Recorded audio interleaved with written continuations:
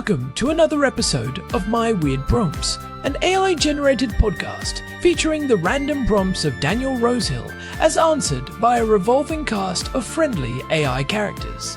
Join us for deep dives into AI, technology, and whatever other random thing Daniel finds fascinating today. Subscribe on Spotify or your favorite podcatcher. Now, today's episode. This episode was generated using artificial intelligence. Please verify facts. Hi there, Herman and Corin. So I'm listening to your episodes, the recent ones, about digital preparedness, as I call it, and you call it. And we talked about networking and LoRa, and using little USB-C travel routers to bring networking down. And what I love about this stuff, as you mentioned, is less is more. It's little steps that one can take, small things like power banks and cellular networks, but together they can actually really, provide a very empowering solution to situations in which you lose connectivity. I want to change the take the topic in a slightly different direction today, and that is about electricity supply. We're talking about digital prepping. So I've owned UPSs for a number of years as a desktop user. They're good to have. We don't have terrible power in Israel, but during the winter, it depends where you live, I guess. I've definitely lived in rentals where power supply was a significant challenge. Who am I kidding? Even our current place, you can't turn on a Friday, which is before the Shabbat, when people are cooking, I guess. We can't turn on the dryer, the heater, and the air. There's like a combination of up to we can do. And these are very basic power supply issues, but they do happen here. So with the UPS, it's nice. One thing I found for the desktop is, it's kind of, I guess it's a nice to have. I think the idea is that if you're doing really important work, you can close your stuff down and not lose it. But I think as people use more and more cloud computing, that it's less of a game changer. It's going to save you so many times at the odd time if you do lose that, the saving that draft of a Word document. I don't think anyone's going to be crying too much about it. But one very useful utility for UPSs is running networking gear. Networking gear, as I've discovered, is actually really low draw in general. Things like routers, which you assume, because they're doing so much heavy lifting at the network level, you'd assume they kind of have a high wattage, but they're actually very, very lightweight. And speaking of things that are lightweight, you can also run an E27 bulb for very little electricity these days. So in my tinkering ways with Home Assistant, I've created a nice automation because I have a UPS and I have a bunch of these Zigbee bulbs. I thought, why don't I just have an emergency light automation, which when the power goes out, the UPS will tell you that. You'll turn on the Zigbee bulb and you'll no longer be in the dark. What I'd like to ask you, Herman and Corn, is I've generally spec'd my UPS purchases. The one on the network, I have now one in my networking cabinet. It's an old desktop one. I've never really thought, because I know the batteries have to be replaced. Could you get one that actually is not bought for keeping your computer online for a few minutes, but keeping with the idea of just having a big battery reservoir on hand? Actually buy one for a few different things you might want to have at home, like keeping the network going, which, as I mentioned, you get a surprisingly high amount of value out of it, or duration out of that, far more often than you get out of keeping a computer going. Keeping a light or two going, and crucially, and most critically, keeping your phone going, because when you do wind up in a situation like this, cellular connectivity, once you've got your phone and your internet, if cellular goes down, usually that's 99% of the time, that's kind of your core stack for being not turning into a severe thing is. So what I'd like to know, Herman and Corin, is what I'm asking essentially is, can you use a UPS or a variant of UPS as a sort of lightweight generator? right? We're not talking about that level of backup power whereby you're literally running a diesel generator on the roof or something, but a kind of more focusing on those relatively low draw appliances that if it came to it could actually be kept running for a decent amount of time. Now, again, I mentioned batteries because when I think about let's just get a really big UPS with a big battery, I think now about the sustainability angle, and if that's a single-use product or a disposable product, I try to factor sustainability into all my tech purchasing decision-making for a long time now, and that's one that makes me uneasy because of the precious resource consumption, that the very high footprint that a lot of batteries have. So I leave you on that note. Can it be done? Is there gear that is a UPS, but for not necessarily just a computer, but for a bunch of things at home? And how big can you go in sizing these out? And are there ones that, do batteries, we probably need to have a separate episode about how batteries work here, but are there batteries that can be easily replaced or that don't have that kind of short lifetime that makes me and others, I guess, a bit uneasy about using them? Herman and Corn, over to you. Hey everyone, welcome back to My Weird Prompts. I am Corn, and I am sitting here in our living room in Jerusalem, looking at a very specific corner of the house that usually has about 5 different lights blinking at me. And I am Herman Poppleberry, the man who installed most of those blinking lights and then spent 3 hours cable managing them so Corn wouldn't trip. Which I appreciate, Herman. Truly. But you know who else has been looking at that corner? Our housemate Daniel. He actually sent us a voice memo this morning about that very setup. It seems our recent deep dives into networking and digital preparedness got him thinking about the literal foundation of all of it. Power. It is the ultimate bottleneck, right? You can have the best router in the world, a mesh network that reaches the back garden, and a satellite link for backup, but if the electrons stop flowing, you are just left with a very expensive collection of plastic boxes. Exactly. And Daniel was specifically asking about the humble Uninterruptible Power Supply, or UPS. He has been using them for his desktop and his networking gear, and he noticed something interesting. While a UPS might only keep a power-hungry gaming PC alive for 15 minutes, it seems to keep the router and some emergency lights going for hours. That is the low-draw advantage. It is a completely different ballgame when you are talking about 10 watts versus 500 watts. So the question he posed is, can we treat a UPS, or a variant of one, as a sort of lightweight generator? Can we scale this up? And importantly for Daniel, who is very conscious about the environment, are there options that do not involve throwing away a heavy lead-acid battery every 2 years?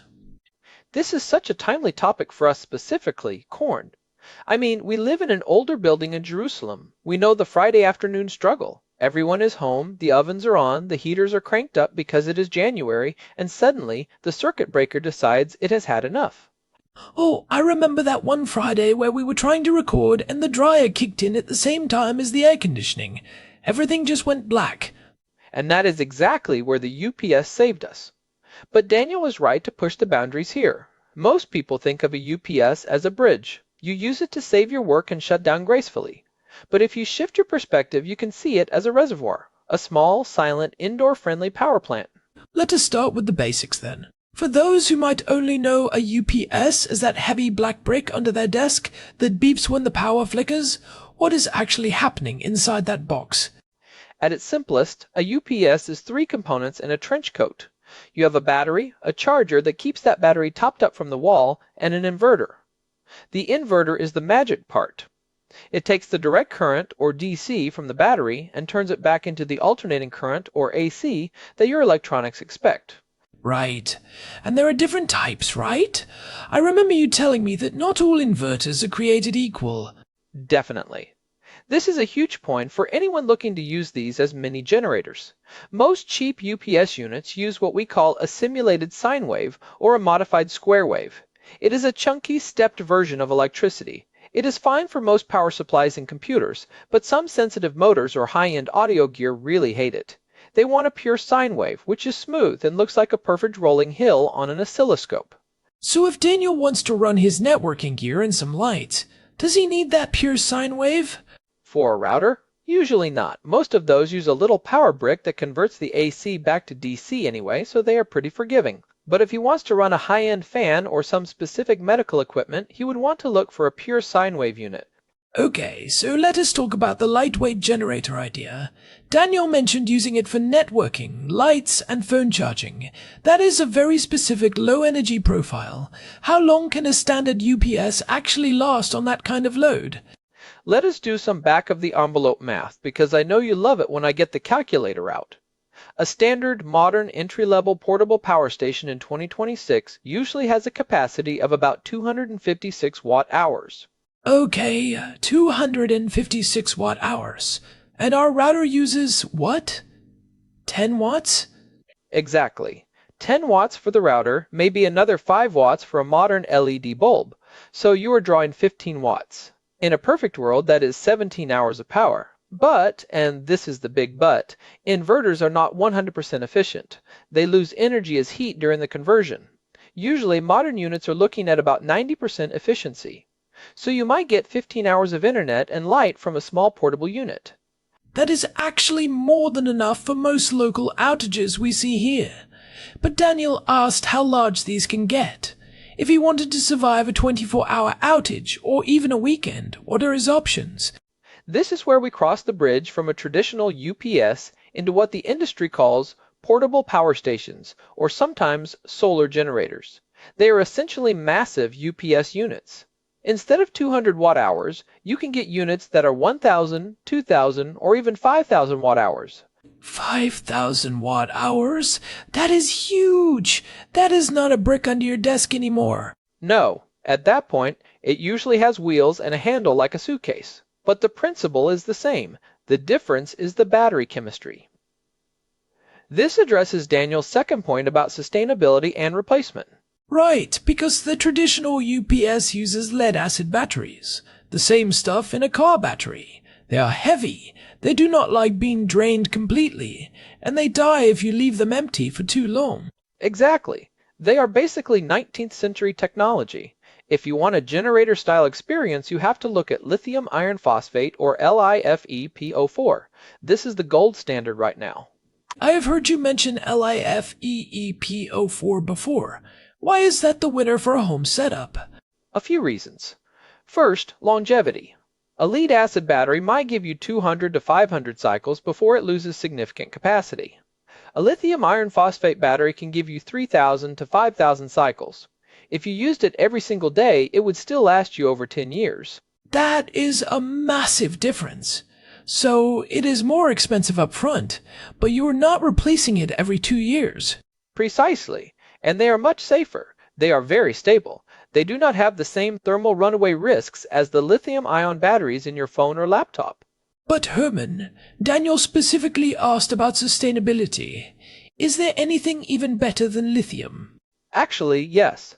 Just this month at CES 2026, we saw the rise of sodium-ion power stations. Sodium is everywhere. It is basically salt. These batteries do not use lithium, cobalt, or nickel. They are incredibly sustainable, and they work in extreme cold down to minus 40 degrees, which is great if you are in a place where the grid fails during a blizzard. Sodium ion? That sounds like a game changer for the environment. Are they as heavy as the old Lee bricks? They are a bit heavier than lithium, but much lighter than lead. And they are safer because they are almost impossible to set on fire. For Daniel, who wants sustainability, sodium ion is the new frontier. So, if Daniel gets one of these portable power stations, can he still use it like a UPS? Does it just sit between the wall and his gear? Some can, and some cannot. This is a critical distinction. A true UPS has a very fast transfer time. When the power goes out, it switches to battery in less than 20 milliseconds. Your computer does not even notice. Most high-end portable power stations now have a 20 millisecond switchover, which is fine for a router or a desktop, but you have to check the box for UPS mode. That is a really important detail. So if the goal is uninterruptible, you have to check the specs for that transfer time. Exactly. But for Daniel's use case, keeping the essentials going, a slightly slower switch is a small price to pay for having 10 times the capacity. Let us talk about the easily replaceable part of his question. One of the frustrations with modern tech is that the batteries are often glued in. Is that the case with these larger units? It depends on the brand. While you can't usually swap the internal cells like a AA battery, the industry is moving toward modularity. Companies are now making stackable battery blocks. If your capacity drops after 10 years, you just buy a new battery module and click it onto the existing inverter brain. We also saw the first bio-based plastic housings this year, which reduces the carbon footprint of the box itself by 20%. I want to go back to the low draw gear for a second. We talked about routers and lights. What about phone charging? People always worry about their phones during an outage. Phone charging is incredibly efficient on these units, especially if you use the built-in USB ports. If you plug your phone charger into the AC outlet on a UPS, you are doing a double conversion. You are going from DC battery to AC wall power, and then your phone brick is going from AC back to DC. You lose a lot of energy in that process. Oh, so if the power station has a USB-C port built in, you should just use that directly. Absolutely. You can charge a smartphone dozens of times on even a small power station if you stay on the DC side. It is much more efficient. That is a great tip. Now, Herman, let us address the size question. Daniel asked how large these can be. We mentioned the suitcase-sized ones, but is there a limit? Could someone run their whole house on this? Technically, yes. You start getting into home backup territory. You are looking at things like the Tesla Powerwall 3 or the EcoFlow Delta Pro Ultra X. These are units that can be wired directly into your home's electrical panel.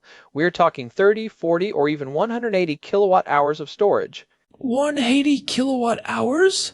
That is huge. It is enough to run a whole house for a week. And in 2026, these systems are becoming part of what we call virtual power plants. Wait, I have heard that term. Is that where the utility company pays you? Exactly. If you have a big battery at home, you can sign up for a program where the utility company borrows a little bit of your power during a heat wave to keep the grid from crashing. In some places, homeowners are earning over $250 a year in passive income just for letting their battery sit there. That is fascinating. So my little backup unit could be part of the solution for the whole city. We are moving toward a decentralized grid. It is the same thing we talked about with networking in episode 237, moving away from one big central point of failure to a mesh of smaller, resilient nodes. It all connects. The data, the hardware, and the electricity. It really does. And I think Daniel's instinct to look for sustainable, replaceable options is where the whole industry is going. So, if you had to give Daniel a getting started list for his lightweight generator project, what would it be? First, audit your gear. Get a little kilowatt meter and see what your router and lights actually draw. Second, look for a unit with lithium iron phosphate or the new sodium ion chemistry. Do not buy lead acid in 2026. Third, make sure it has the outputs you need, specifically high wattage USB-C ports. And what about the size? For a Survive, the weekend setup for networking and lights, 500 to 1000 watt hours is the sweet spot. It is portable, relatively affordable, and will give you a massive safety margin. I think I'm going to look into getting one of those for our recording setup too, just so we don't have another Friday afternoon disaster. I have already been looking at a few models. Corn. Don't worry, I have a spreadsheet. Of course you do. You know, it is interesting. We often think of preparedness as this intense prepper thing with bunkers and canned beans. But what Daniel is describing is really just digital comfort. It is resilience. It is the ability to maintain your quality of life when things get a little sideways. Whether it is a storm, a grid failure, or just too many people in Jerusalem cooking at the same time, having your own reservoir of energy is a game changer. It reminds me of what we talked about in episode 222 regarding data brokers and how much of our lives are online. If our digital selves are so important, we have to protect the physical infrastructure that keeps them accessible. Exactly. No power, no internet, no digital self. You are basically back in the 1980s, which was great for music, but not so great for getting work done. Hey, I like the 80s, but I do like having high-speed internet more. Fair point. Before we wrap up, I think we should mention that if you are doing this, you really need to be careful with the wiring. Herman, you always say, do not daisy chain. Oh, absolutely. Do not plug a UPS into another UPS. Do not plug a power strip into a UPS and then fill it with 10 different things. You can cause a fire or just trip the internal breaker. Keep it simple. One unit, one set of essential gear. Good advice. And hey, if you are listening and you have a setup like this, or if you have found a particularly good sustainable brand that Daniel should know about, let us know. Yeah, we love hearing about the DIY setups too. Some people build their own using marine batteries and separate inverters. It is a bit more work, but it is the ultimate in replaceable parts. That might be a bit much for Daniel, but it is good to know the option exists. Actually, I think Daniel would love the DIY route if he had the time. Maybe that is a future project for the house. One project at a time, Herman. I still haven't finished the smart mirror you started in October. Hey, that is waiting on a specific part from overseas. Likely story. Well, I think we have covered a lot of ground here, from the chemistry of the batteries to the physics of the inverters. It is a deep rabbit hole, but a very practical one. Definitely. And before we go, I just want to say, if you are enjoying these deep dives, we would really appreciate it if you could leave us a review on Spotify or wherever you get your podcasts. It genuinely helps other curious people find the show. It really does. We see every single one and it makes the research hours feel worth it. You can find all our past episodes and a way to get in touch at our website, myweirdprompts.com. We have the full RSS feed there for subscribers too. And thanks to Daniel for sending this in. It is a good reminder to look at the foundations of our tech. Absolutely. Keep those prompts coming. We will be back next week with another one. Until then, keep your batteries topped up and your curiosity high. This has been My Weird Prompts. Thanks for listening. See you next time. Bye, everyone. Take care. Oh, and Herman. Yeah? Don't think I didn't notice you trying to sneak that spreadsheet into my inbox already. It is just for your reference, Corn. Purely educational. Right. We will see about that. It has graphs. Goodbye, Herman. Goodbye. This episode was generated using Gemini Flash 3. Text-to-speech engine was Chatterbox Turbo. Thanks for listening to another episode of My Weird Prompts, an AI-generated podcast featuring Daniel Rosehill's AI prompts, as answered by a revolving cast of friendly AI characters including me, Cornelius the Sloth. Subscribe on Spotify or visit myweirdprompts.com.